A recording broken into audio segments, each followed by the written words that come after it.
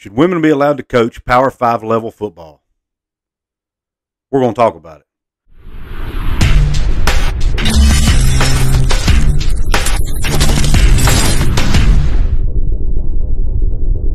What is up, college sports fans, fellow members of Mountaineer Nation? This is Coos, and welcome to another edition of Coos' Corner. Come in, sit back, relax, and let me serve you up a shot of top-shelf college sports content.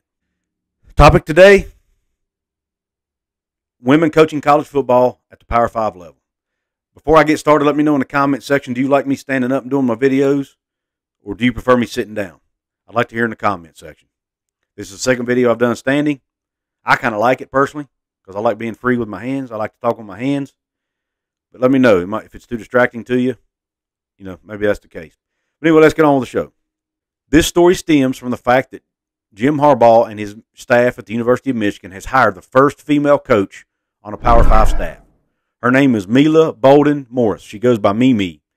They have hired her as a grad assistant to work with the offensive staff and to help with the quarterback specifically.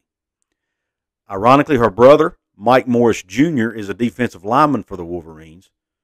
I want to know your opinion. There's been a little bit of controversy around this on social media. I've seen some people say they don't think somebody who's not played the sport should be coaching it because they don't know what it's like to have their hand in the dirt or get hit and all that stuff.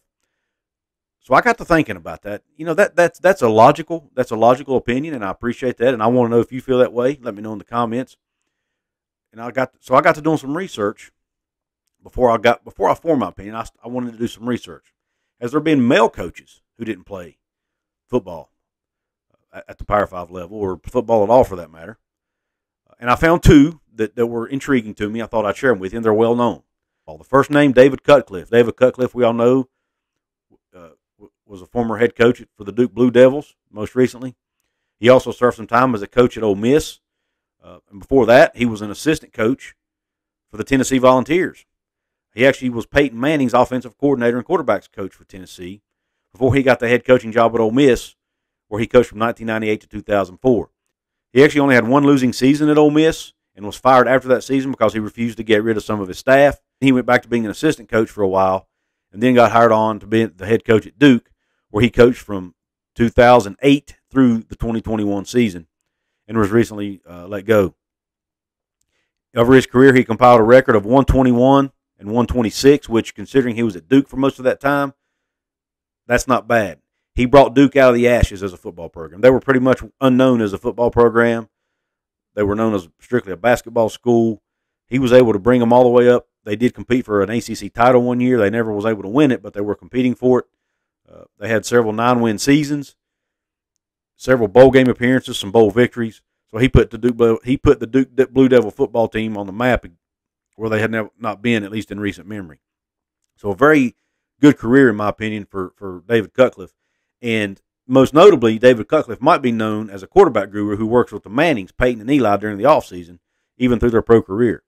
Obviously, I told you about him coaching Peyton at Tennessee. He also coached Eli and recruited Eli to Ole Miss when he was at Ole Miss as the head coach. So he's very well connected to the Manning family and has coached those guys and helped them with their careers. So the guy's obviously a really good football coach. Now, and he did not play college football. I'm not sure if he played high school football or not. Was not able to find that in his bio. Next, Hugh Freeze. We all know Hugh Freeze, coach at Liberty right now. Maybe most well known for his days at Ole Miss, where he ended up getting fired over some alleged recruiting violations and even using the university phone to call escorts. That's probably the most controversial thing of the whole deal. But he ended up getting fired, but he had a very good run there. He finished with a record of 39-25, including the first major bowl appearance in over 40 years for the Rebels. Had their first top 10 season since 1969. He defeated Nick Saban 2 years in a row, was only the third SEC coach to do that. So a very good run at Ole Miss before they allegedly committed those violations under his watch. They even had a Sugar Bowl victory in 2016. Then he obviously was fired. He was out for a while, came back, was hired as a head coach at Liberty, started coaching there in 2019. Still there today. He's compiled a record of 26-11 at Liberty. He's had a 10-win season, which happened in 2020, and has had 2 Cure Bowl wins. So 2 bowl victories while he's been at Liberty. So and he's been, his name's now popping up for these major jobs as they come open. He just recently signed an extension with Liberty, so he may plan on staying there while they move into Conference USA, help them build their program up even higher. So Hugh Freeze, good football coach. Never played college football. Matter of fact, he played college baseball at Northwest Community College and then finished his career at Southern Miss. So he didn't play college football. Now, he did play high school football. So he does know what it's like to play football, at least at the high school level, but not at the major level. We got to assume Mila Morris did not play football at all, more than likely. But, however, she did play basketball at a high level. She actually just recently graduated from Georgetown University. She was their starting point guard and was their leading scorer on the team. 3-point specialist. Had a good career at Georgetown. So she knows what it's like to play a major sport at the major college level. And she was a point guard, which is similar to playing quarterback, which is one of the things she mentioned in an article I read in the Detroit News.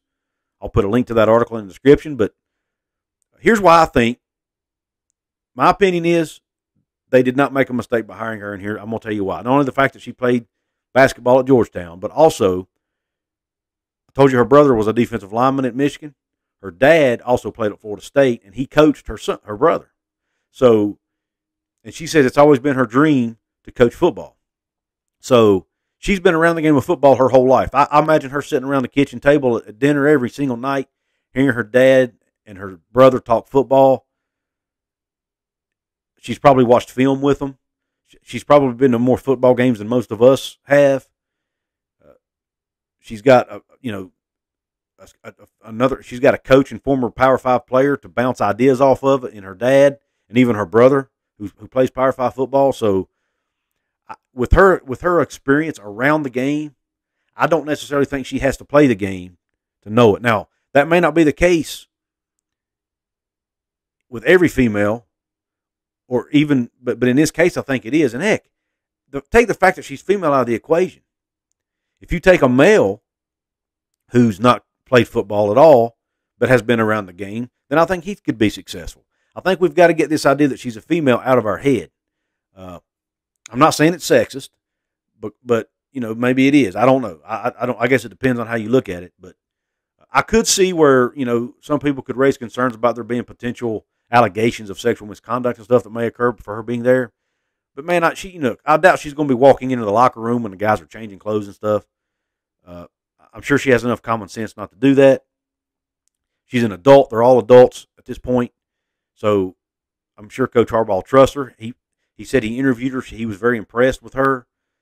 So, kudos to her, man. Kudos to her for landing the job. If she's qualified, I have no issue with it. Let me know in the comments if you have an issue with it. I'd like to hear your opinion. All opinions are welcome. I'm not going to judge you for it. I may reply and disagree, but I respect your opinion. This is the home for people to be themselves here at Kuz's Corner, and that's what I want. So I hope you enjoyed the shot of college football content I give you. If you want more of the same, or even some college basketball, come back for more. And to make it easier to do that, hit that red subscribe button so you'll get notified when I put up videos. If you like this video, please give me that thumbs up button. That really helps out YouTube algorithm. The comments help that as well. If you want to support me financially, there's links in the description where you can do your Amazon shopping, your Fanatic shopping. I'll get a small commission from any purchase you make using those links. If you like sports betting, you want to bet on March Madness or NBA or anything else, even if you want to go and play some online blackjack, whatever, use the link in my description box to get you to the BetUS website, and I'll get some commission from it. It helps me grow my channel so I can bring you even more content. I really, really appreciate you tuning in. It means a lot to me. Please come back for the next one. Until next time, Q Country Roads.